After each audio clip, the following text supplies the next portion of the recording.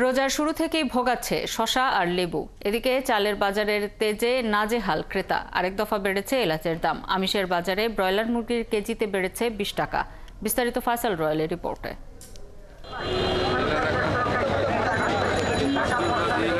ইফতারে বেগুনির চাহিদায় পুরো রমজান মাস জুড়েই চড়া দামের মগডাল থেকে নামছে না বেগুন। এখনো বিক্রি হচ্ছে 120 টাকা কেজি দরে। রমজানের শুরুর দিকে এই দাম 180 টাকা পর্যন্ত উঠেছিল। এদিকে লেবু শসা ভোগাচ্ছে রোজার প্রথম থেকেই। রাজধানীর বিভিন্ন বাজারে এই তিনটি সবজি বাদে অন্যান্য সবজির দাম অনেকটা আগের মতোই আছে, তবে নতুন সবজির দাম কিছুটা বাড়তি।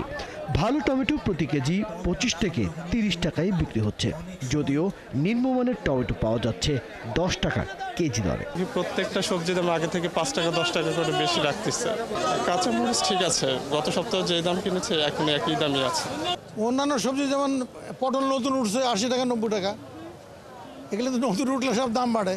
আরও আমাদের কপাল খারাপ যে রোজা আসছে, যার জন্য রোজার সময় আমাদের পাইকারি সবারই হয়ে যায় যে সব জিনিসের দাম বাড়াবে।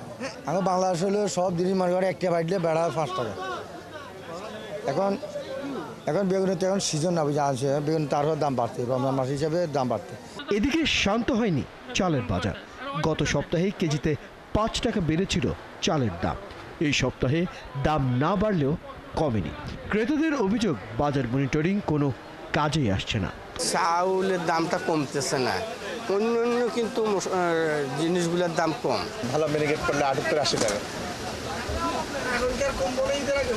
না কই দেখতেছি না, এখন তো আবার ঈদ মৌসুমে গাড়ি ভাড়া বুড়া বেশি, বিভিন্ন কারণ দেখায় ভাড়া ওইভাবে হইতেছে আর কি। ঈদকে কেন্দ্র করে এখনই ব্রয়লারের দাম চড়া, তবে সোনালী আর কক মুরগির দাম রয়েছে আগের মতো। ফয়সাল রয়েল, 71, ঢাকা।